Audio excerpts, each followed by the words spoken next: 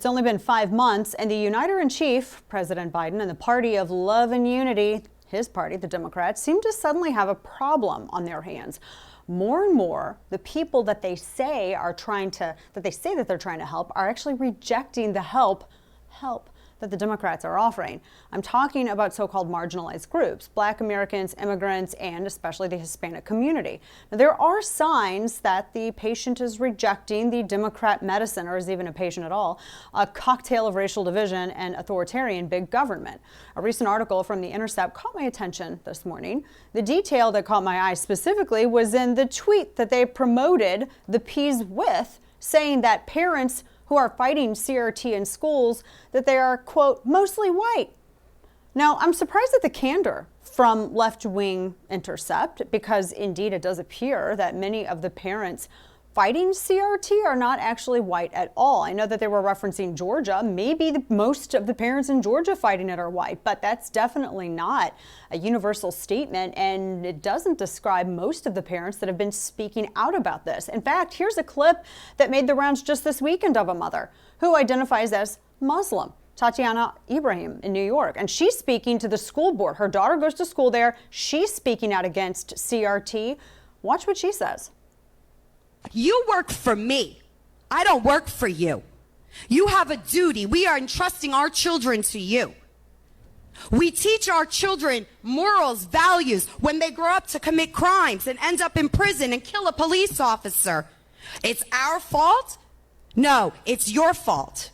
You're emotionally abusing our children and mentally abusing them. You're demoralizing them by teaching them communist values. This is still America, ma'am.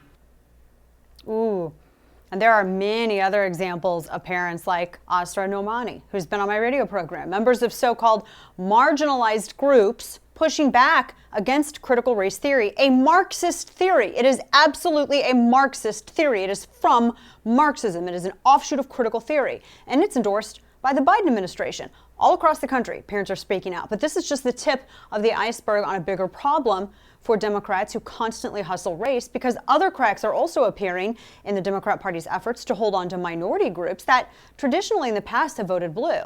It appears that America's Hispanic community is beginning to defect, so to speak, from the Democrat Party. So some evidence of this trend that is very worrisome for Democrats that's emerging all around the country. So, for instance, this just happened. NRO has actually a new survey that's out. They say of the survey, and this is specifically referencing, this is actually Texas that came from the election in 2020, and then still surveys now are signaling this. Republicans swept key races for mayor in Texas on Saturday, setting back Democratic hopes that the state's urban areas will deliver statewide majorities for them in the future. Now, this was from the 2020 election, sidebar to this, but in McAllen, Texas, for instance, this is a border city. They say 150,000 people, 85% are Hispanic, and they elected their first mayor since 1997.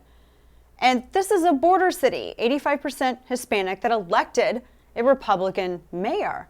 And in fact, when you looked at the raw data coming from the Secretary of State's site that looked at Democrat voters and how people are, or looked at voters, period, and looked at how they voted Democrat or Republican or how they were registered, there were a lot of Hispanic Americans that began trending towards the GOP side. I wonder if Democrats' open border policy is popular with Hispanic Americans, because it doesn't look like it. And according to Washington Examiner, for former President Trump, he flipped five Hispanic-majority Texas counties last November. In Zepeda County, which is 94% Hispanic, Trump doubled the number of votes that he received. That county has not been won by a Republican presidential candidate since the 1920 election. Trump also flipped Kennedy County, where he lost by 8 points in 2016. He also won the county by 32 points 4 years later. Democrats, it seems, are beginning to lose Hispanics in California, too. This past election, Democrats pulled out all the stops. They spent millions of dollars to pass Prop 16. This is a bill that would have institutionalized racial discrimination by allowing employers to consider and actually think first about race in hiring. It was roundly rejected by the state of California, losing by 14 points. Every single Hispanic county in California rejected Prop 16. The National Republican Senatorial Committee, NRSC, released a new poll of Hispanic voters in 2022 Senate battleground states. And the survey found that Hispanic voters value capitalism over socialism. Not a real surprise, but not a good sign for Democrats. And the poll also discovered that Hispanic voters believe too many people are living off the government's dime, and they worry that their children are not going to have opportunities in the United States if our nation continues down the Democrats' preferred path. Houston seems that we got a problem for Democrats, and I don't mean just in the city also. It's in critical swing states, and in Texas you see this. Florida particularly, where Hispanic voters are saying no, absolutely not to the Democrat Party. So what is going on?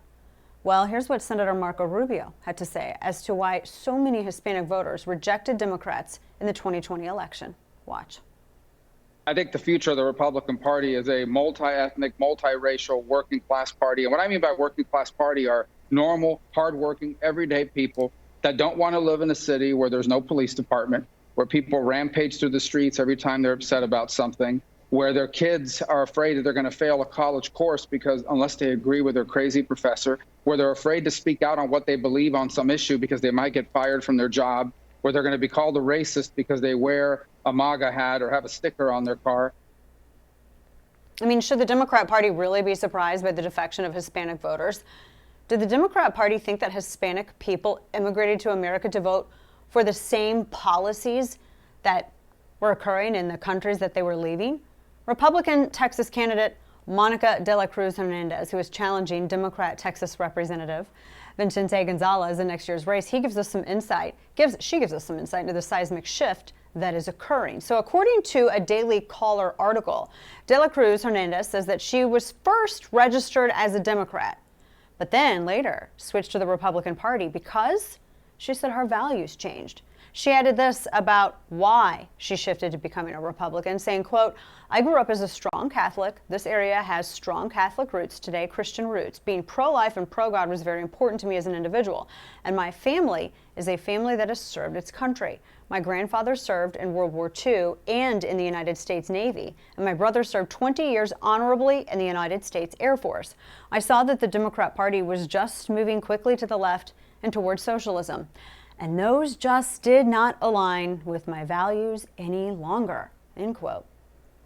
So as it turns out, Hispanic Americans might just be that constituency that breaks the Democrat Party because they're pro-family, they're pro-life, they're pro-hard work, they appreciate infinite opportunities America has to offer, and they also reject the thought process that the only way that you can be lifted out of your status in life is if the government does it for you.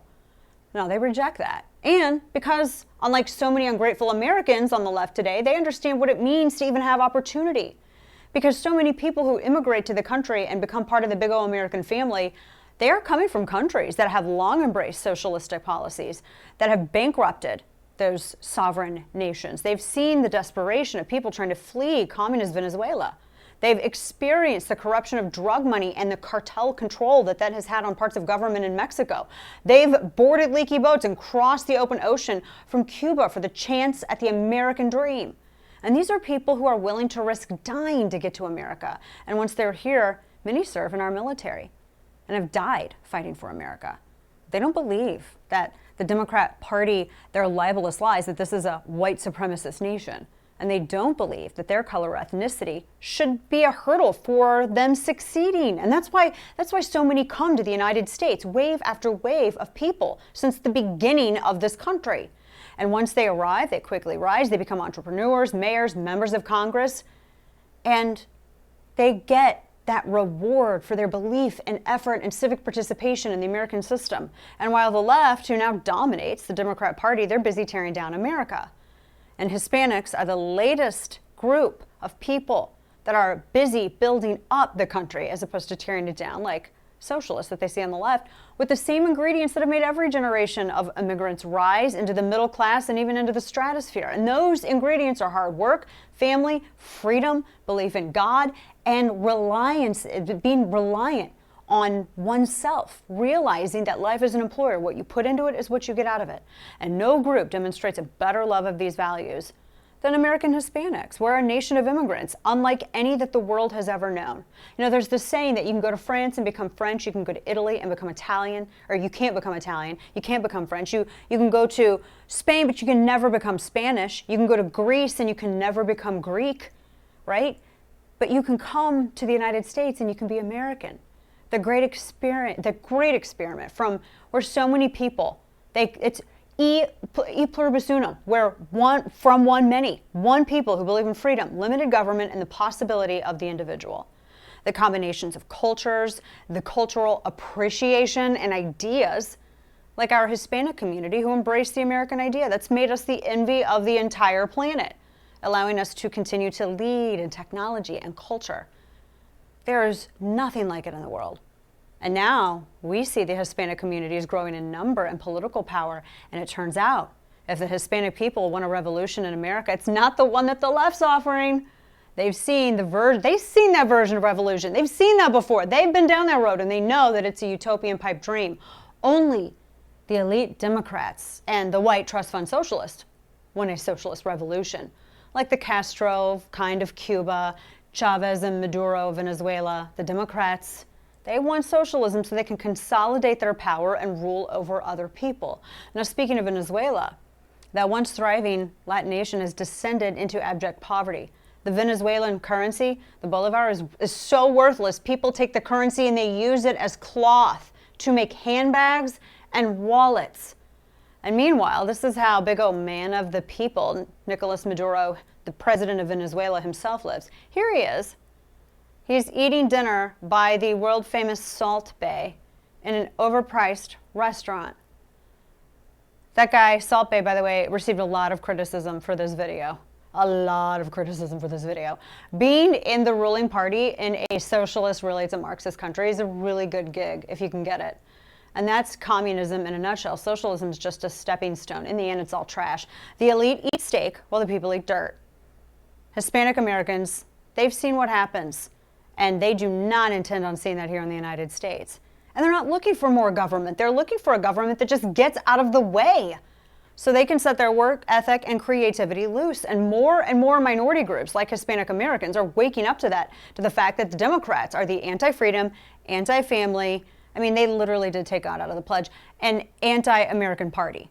The party of the elites, the limousine liberals, the trust fund socialists, the party of big tech, big corporations, big government, and big Marxism. And so Hispanic Americans are turning away from Democrats, along with the working class. Now, this is a huge win for the Republican Party that has built a massive coalition, and it's a big win for America.